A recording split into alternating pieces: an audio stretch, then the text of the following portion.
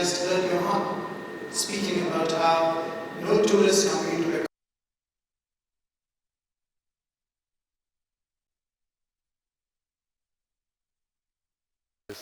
with education and ultimately the benefit of the circular economy.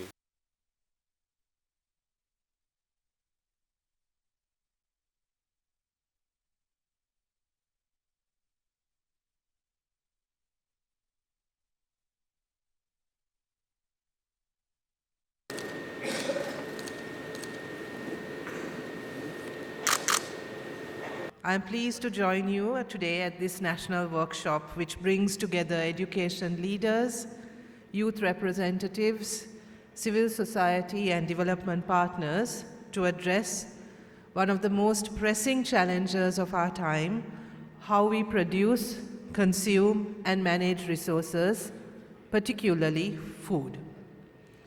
I would like to thank the Global Gateway Strategy of the European Union, the Food and Agriculture Organization, and all partners for their support of the Circular Project. This initiative aligns closely with the government's vision to make education relevant, future-oriented, and responsive to national development priorities. As a government, one of our key priorities is to orient education towards real-life challenges, equipping learners not only with knowledge, but also with critical thinking, practical skills, and a sense of social responsibility. In that sense, I just want to touch on three extremely important principles based on which we are planning our education reforms, which I think are hugely relevant to the conversation we are having today. One is the concept of lifelong learning. I think this was mentioned in your previous speech as well.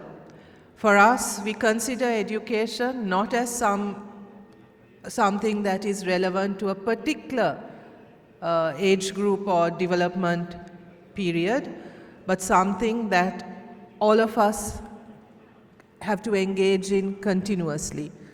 So this idea of lifelong learning, where learning becomes part of your life, part of how you cope with the changes that you go through, whether as a child or as an adult. This is why we are focused also on building an education system that encourages this system, not only in terms of content, but in terms of structure, which will enable learners to move in and out of an education system more easily. So that it's linked to your life, it's linked to your work, it's linked to your responsibilities as a citizen. The other important consideration we want to inculcate in our education system is the idea of learning to learn. This is the big shift that we really want to make. That education is not just about content delivery, it is about equipping people with the passion to learn and the desire to learn and the skills required to learn. And this becomes even more important in this day and age where, as we know, content is easily available, facts are easily accessible, but being able to distill which content, which information is actually authentic, useful, properly sourced, all of this becomes critically important in this day and age. And the idea that learning does not take place only in the classroom or in particular settings, but that learning can take place in different settings through different experiences. And that one of the most important dispositions we can have is one that encourages curiosity and the desire to know something and to know something properly. And that with that desire comes also a commitment to some kind of discipline, to not just look at something superficially, but to look at something thoroughly and to look at something in depth. So this idea of this skill or this disposition that we want to really instill through our education reform is that commitment to learn, the passion to learn, and the curiosity that will drive learning. This is this is the shift we want to make.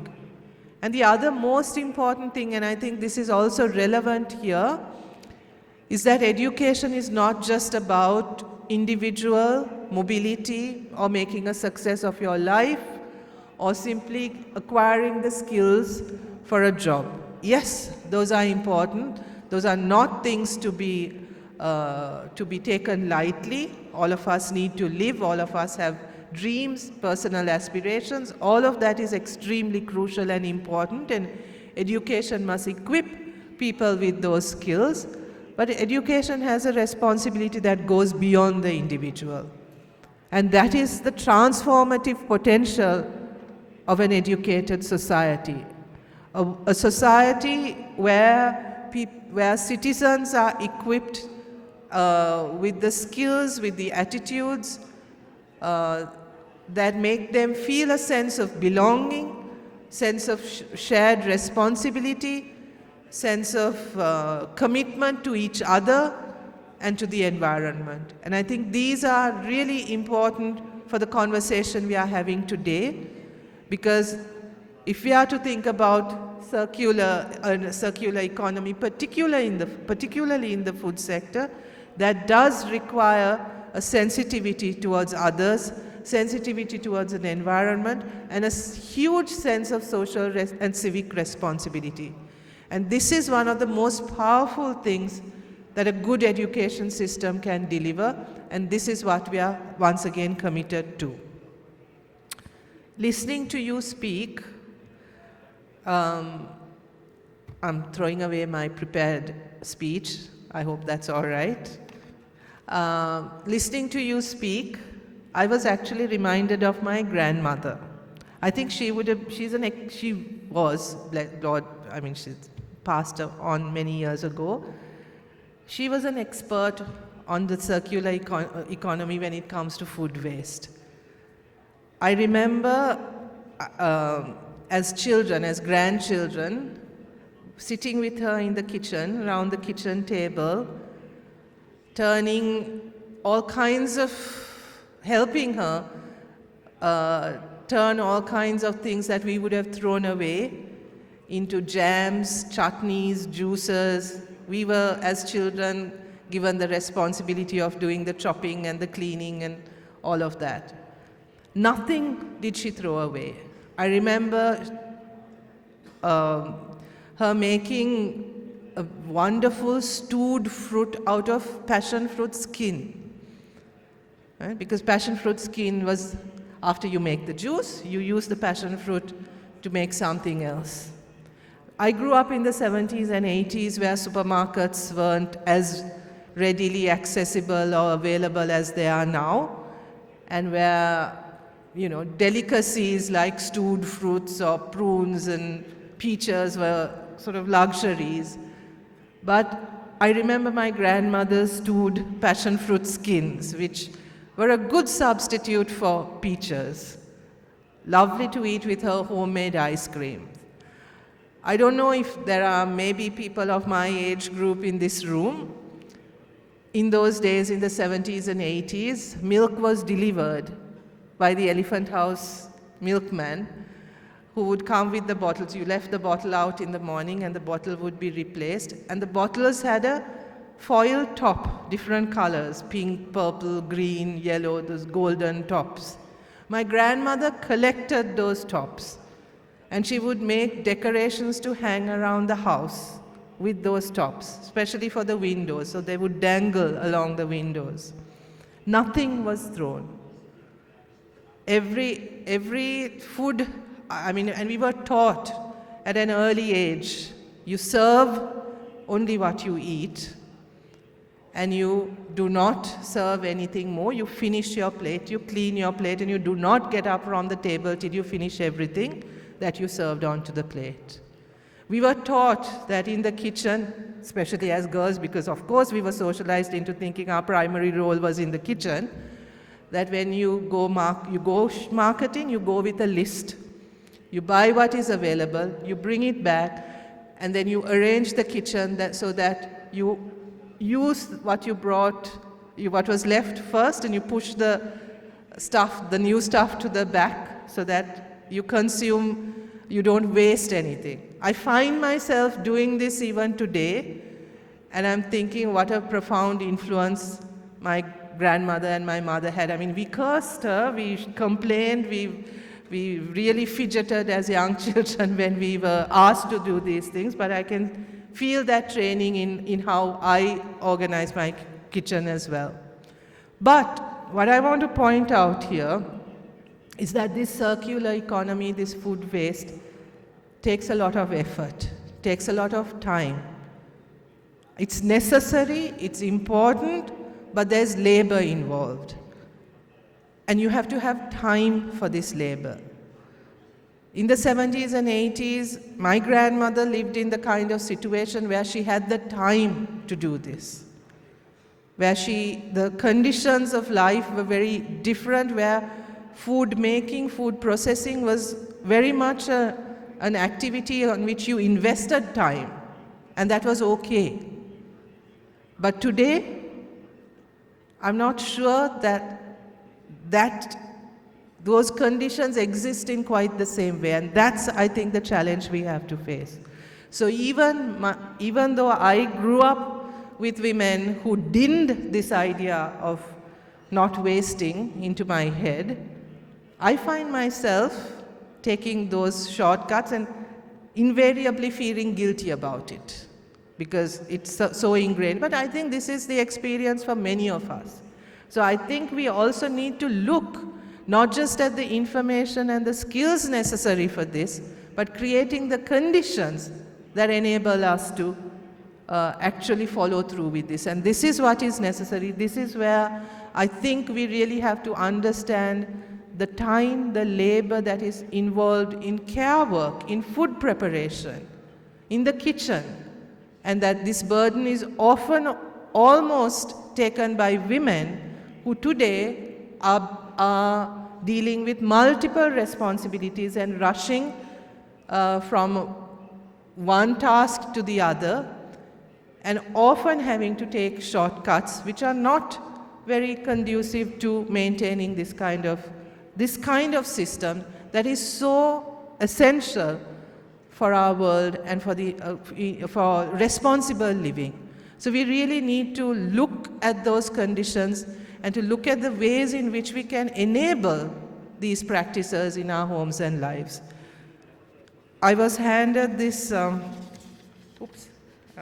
think I've left it behind, this lovely pamphlet about what's in the education system, what's promoted in the education system, and it talks about how you serve your plate of food and how you should organize your refrigerator. And when I saw that, I was thinking, good God, if I look at my fridge today, I am sure to find a dried up half lime, a few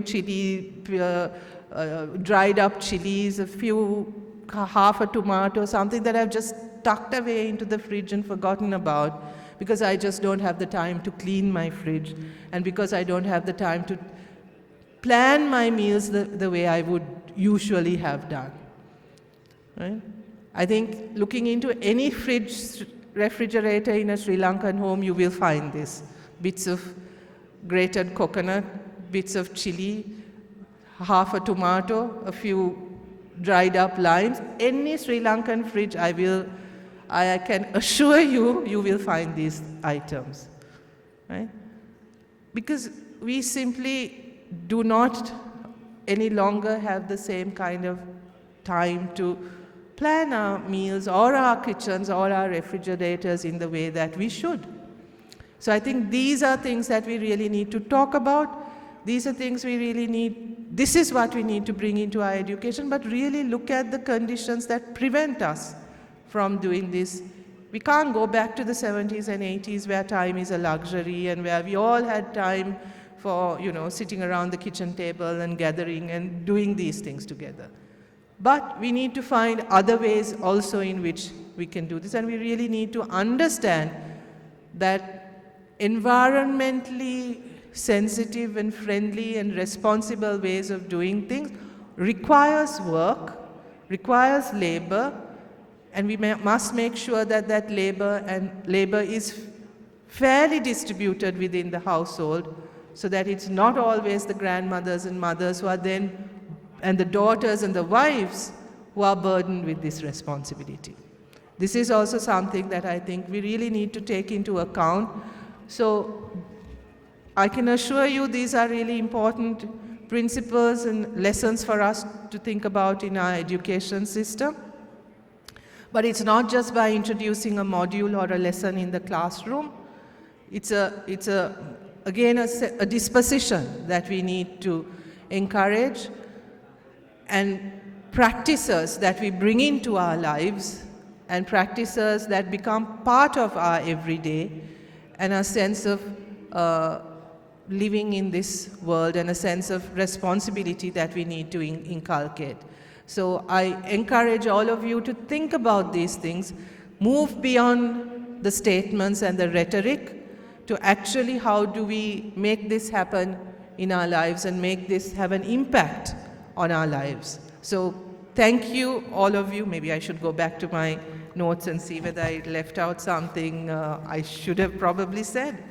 But thank you, all of you, for your contribution and your commitment to this cause. It's extremely important.